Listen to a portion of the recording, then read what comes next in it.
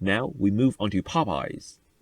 There were 3 restaurants in Beijing, even fewer compared to A&W. Their run was 1999 to somewhere around 2003. This was the age of intense fried chicken competition. It was not only fighting against McDonald's and KFC, but also local challengers like Dico's and Hua's, also known as Wallace. Anybody remembers Ronghua chicken? Popeyes tried to aim high. Their 3 shops were all on the hottest locations, including one right in the center of Wangfujing, the prime shopping avenue that just finished renovation. Like many McDonald's back then, it has a large jungle gym play area for kids. Have you seen this logo in the US before? Do you remember their old slogan, Cajun Our Way? This is about 2 or 3 generations ago for this brand. It's a pity that Popeye finally dropped the license from the comic. Though, in Hong Kong, the brand is still known as the Power Sailor restaurant, even after the license change. Popeyes left me a strong impression just from one visit, though this wasn't because of the quality of their food or toys. I just really like their old business partner, the eponymous cartoon. I'm a little disappointed they didn't have any spinach-related items back then.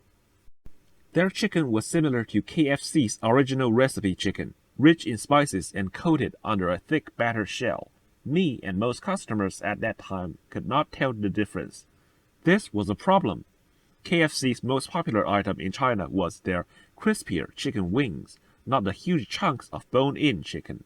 We want a thin layer of shell that stays crunchy after you bring it back home in a takeout bag or box. The biscuit is advertised as a dessert item, paired with strawberry jam.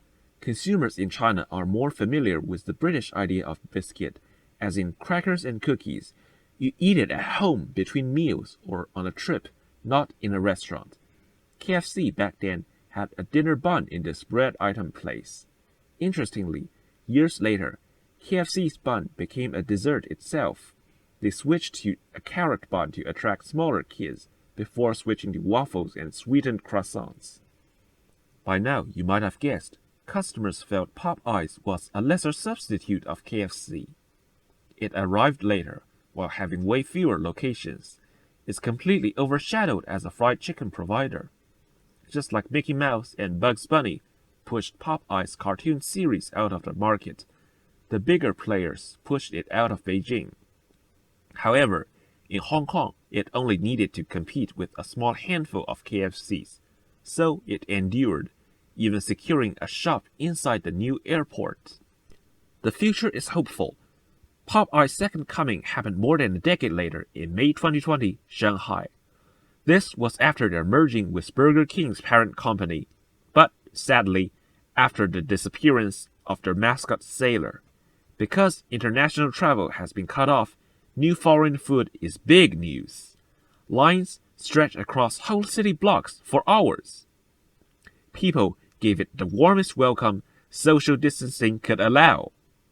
To add something to the previous episode, I realized why A&W became Ed Bear. A-Dub. Connected, they become A-Dub. It's actually Ada Bear. 爱德熊. Doesn't make sense in English, but perfect in Chinese. Thank you for watching. The next episode will be on Kenny Rogers. Yeah, Kenny Rogers. See you later.